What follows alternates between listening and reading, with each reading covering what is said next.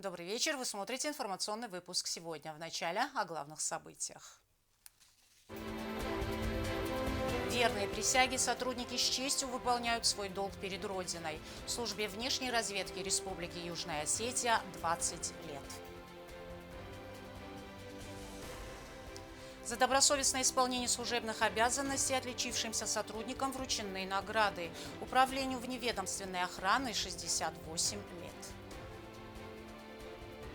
110 лет со дня рождения известного остинского поэта, прозаика, драматурга и переводчика Гриса Плеева. В городской библиотеке прошел вечер памяти.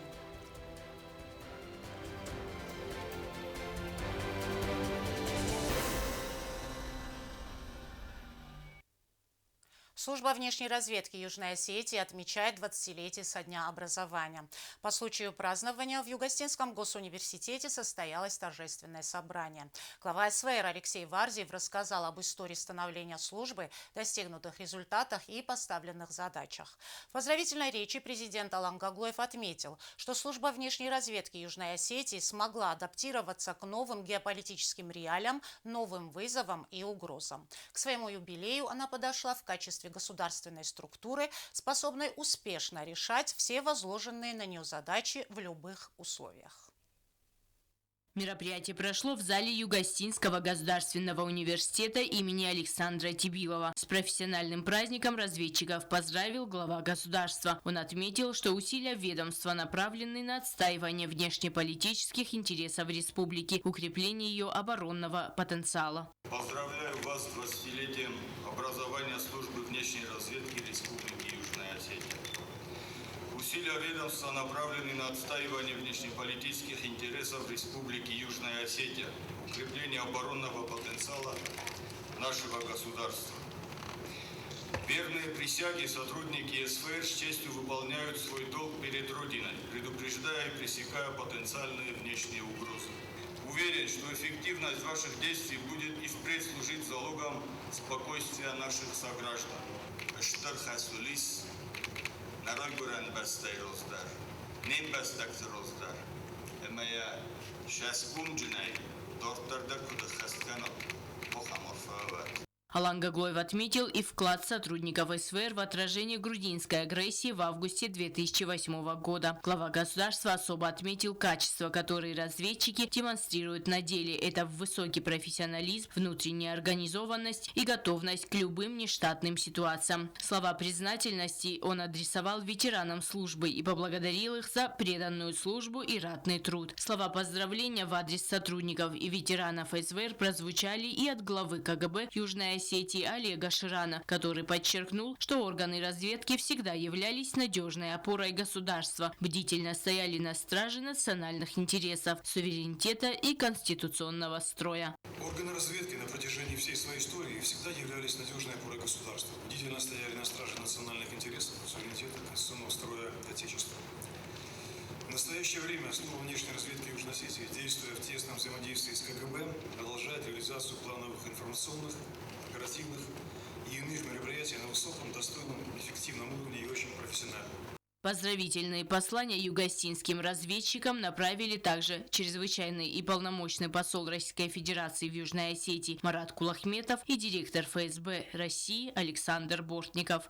Уважаемый Алексей Александрович, от имени руководства Федеральной службы безопасности Российской Федерации поздравляю вас, сотрудников и ветеранов службы внешней разведки Республики Южная Осетия, со знаменательным событием – 20-летием со дня ее образования.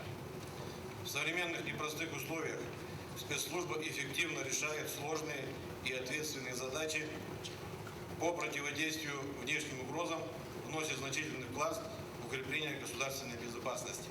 Своих сослуживцев с праздником поздравил и глава СВР Алексей Варзиев. Он рассказал о задачах, которые стоят перед службой, анализе текущей ситуации внутри и вокруг республики и достигнутых результатах. Анализ внешнеполитической ситуации складывается у границ Южной Осетии и Закавказском регионе в целом, а также внутренних процессов в республике свидетельствует о наличии факторов, представляющих серьезную угрозу суверенитету и безопасности Республики Южная Осетия и требующих ответного реагирования. в грузинском истеблишменте сохраняются. Более того, при поддержке Вашингтона и Брюсселя планомерно взращиваются реваншистские идеи возврата утраченных территорий Южной Осетии и Абхазии. Глава государства преподнес СВР памятный подарок – картину с изображением одного из самых почитаемых в Южной Осетии храмов – Джер-Эдзуар. Алексей Вардиев, в свою очередь, подарил президенту наручные часы с символикой службы. В завершении мероприятия особо отличившимся сотрудникам СВР были вручены высокие награды из рук президента. Лена Газаева, Тамерлан Кусраев, Ринат Медоев. Информационный выпуск сегодня.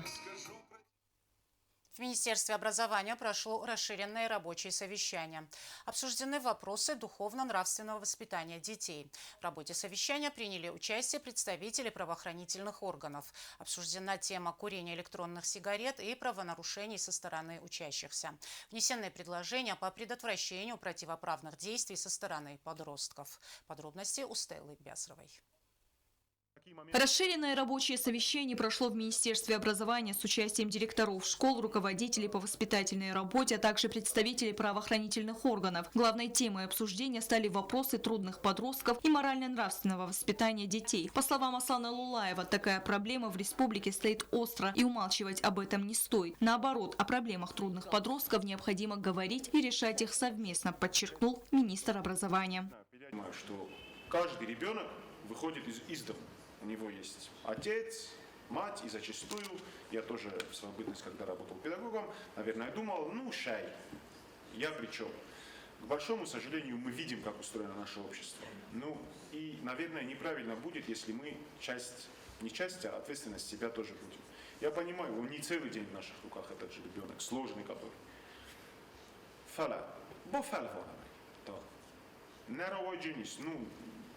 Насильно мил не будешь, еще раз повторюсь. Но воспитательная работа должна быть улучшена, так или иначе, в образовательных учреждениях. Необходимо искать современные подходы для минимизирования случаев правонарушений со стороны учащихся. Если своевременно обращать внимание на трудных подростков, анализировать их вовлеченность в опасные сообщества, в том числе и в социальных сетях, то многие беды можно предотвращать своевременно, считает начальник отдела по делам несовершеннолетних Министерства внутренних дел Лали Гатаева. Мы, наверное, должны все-таки стараться, если есть происшествие, если есть какое-то правонарушение, мы должны вместе как-то это разбирать. В любом случае, как бы это ни было, чтобы там ни было. Ходунесте свалата. Свалу на нее хасу вачиганши да рознокотками. Но мы, знаете, свалу рознокотку-то, и мы как-то уже потом стараемся шамай свалу школу и ошалдерить. Если это трудный ребенок, мы зачем его на улицу куда-то выталкиваем? Мидагай. Школа его. Разнокотку-то это не говорит о том, что преступнику. Нет, абсолютно, коллеги. Также была затронута и другая острая проблема – курения электронных сигарет. Ни для кого не секрет, что многие подростки балуются так называемыми вейпингами, зачастую не понимая, какой вред наносят своему организму. Между тем, их продажа запрещена законом в нашей республике. Изымаются энергетические напитки, электронные сигареты, все это изымается. У нас очень много фактов. Любой вопрос тестовое взаимодействие, любая практическая В ходе совещания также было отмечено, что если со стороны родителей не будет должного понимания, то никакие профилактические беседы и новые подходы решения проблемы действовать не будут.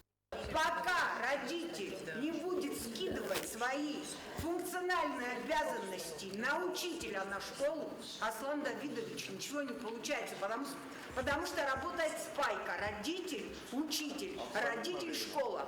Для морально-нравственного воспитания детей Министерством образования создаются специальные молодежные организации для учащихся. Одна из них – «Раззагонта», созданная на базе Дворца детского творчества. Главная ее цель – патриотическое воспитание детей. Аслан Лулаев поручил директорам школ вовлекать в данные сообщества еще больше детей. Стелла Бязрова, Алим Бетеев, Фатима Кумаритова. Информационный выпуск сегодня. Сотрудники управления вневедомственной охраны отмечают 68-ю годовщину со дня образования службы в системе МВД. Традиционно состоялось торжественное построение личного состава под руководством начальника УВО полковника милиции Рамина Лалиева. За добросовестное исполнение служебных обязанностей и достигнутые результаты наиболее отличившимся сотрудникам вручены ведомственные награды. От имени руководства МВД и от себя лично с праздником сотрудников с пожеланиями успешной службы поздравил заместитель министра внутренних дел, начальник милиции и общественной безопасности, генерал-майор милиции Геннадий Лалиев. Товарищ генерал-майор, ваш сержант Ходов по вашим приказу для получения торжественной грамоты прибыл.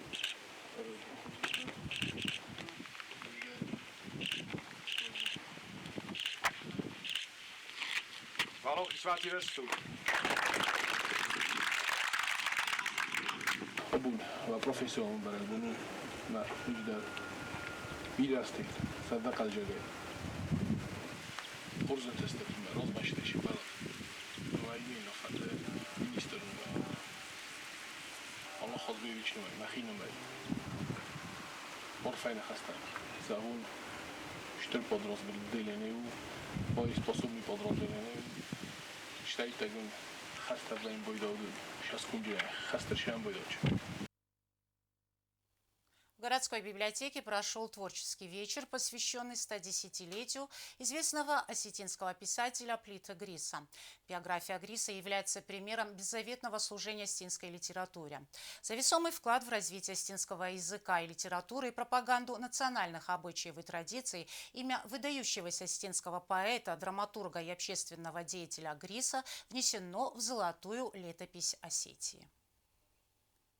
В этом году исполняется 110 лет со дня рождения известного осетинского поэта, прозаика, драматурга и переводчика, участника Великой Отечественной войны Гриса Плиева. Юбилей поэта отмечается в октябре. В городской библиотеке прошел творческий вечер в память о мастере художественного слова. В конце 20-х, начале 30-х пришло целое поколение поэтов и драматургов. Среди них был и Грис. Самое большое вдохновение он получал от Костахи Тагурова и Александра Пушкина. Поэтому и видное место в его творчестве занимают переводы произведений этих величин. Как бы ни был талантлив и мудр поэт, значимость его произведений в конечном счете определяется масштабностью жизненных явлений, свидетелем и участником которых он был и выразителем которых он стал. Творчество Гриса Плиева, надо сказать, отмечено 3 правительственными наградами.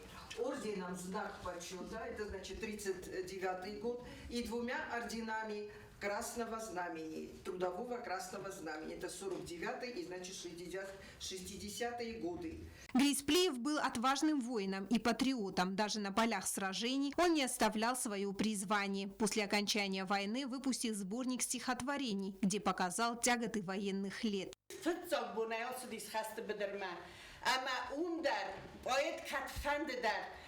ارمست خسنگار زی نخرس ناج نخمه فلمای اسی سایدر اما مین فراسته ده سپور فرتزگم اوزه نفستا یا زندگون ولا خیست کادک زخگن اما سیده سمای توخ کنایز ناج نخمه ناوردونای ما بندر دخی ما که فرخودی نکنای منزیز من اتصال در رقبا فرستنن سای نفلتا و نوارزون بستل نفرد گلف سبراک علت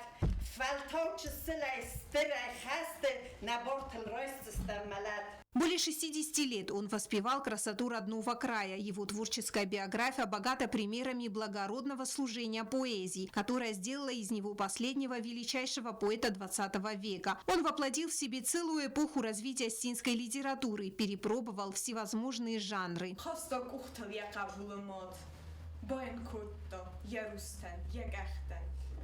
Arvılsız sedisau hastemich, çarde qad gomandizet toy adam. Bolza khurma ko fataya ich, aftatadi yazardaniz modan. Как отметили организаторы творческого вечера, задумка принадлежит сотрудникам городской библиотеки, но основная ее цель – это привлечение подрастающего поколения и ознакомление их с творчеством выдающихся писателей и деятелей культуры. Яна Плива, Рауль Кочев. Информационный выпуск сегодня. Прекрасная пора – осень. Мероприятие под таким названием подготовили воспитанники Дома культуры села Тубец Хинвальского района. Ребята представили интересную программу с национальными танцами. Также участники с большим энтузиазмом и ответственностью подошли к исполнению произведения остинских классиков. Тему продолжит Алена Уттаева. Работники и воспитанники Дома культуры Цхинвальского района села Тубет встретили осень большим праздничным мероприятием. Была подготовлена насыщенная концертная программа. Открылся концерт осетинским национальным танцем «Симт».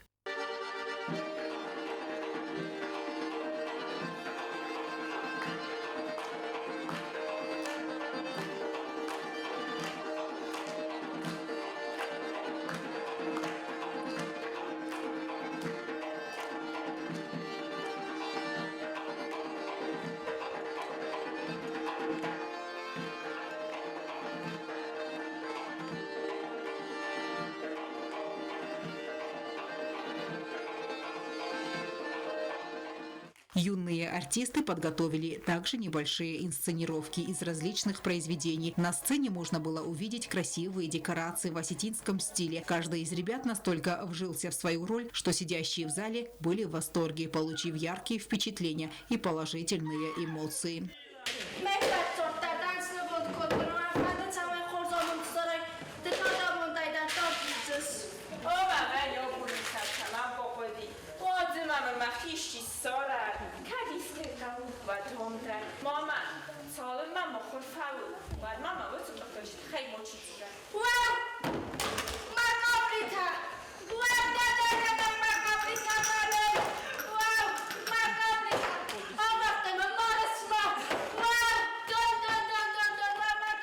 Глава Тубетской сельской администрации Залина Кокоева поблагодарила коллектив Дома культуры за организацию прекрасного мероприятия и за воспитание талантливых детей.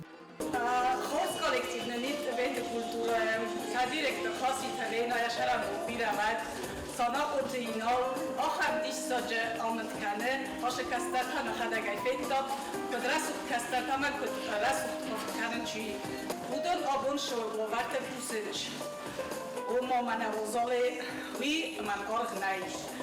Охам кастац малантаджис макадон дисога модзолровдстой железнодорожный фестиваль фитчок на хостой на республика. И карте. Амата что бузнай. Охам расухцвала такая спомылкутой. Кайцар витенште вете культура клубма. Кайох канач культура. Культура куштанда что бузнай. Благодаря организации таких мероприятий раскрываются юные таланты, и у них есть прекрасная возможность определиться с будущей профессией. Алена Уттаева, Арнольд Харибов, Фатима Кумаритова. Информационный выпуск сегодня. А сейчас узнаем, какая погода нас ожидает.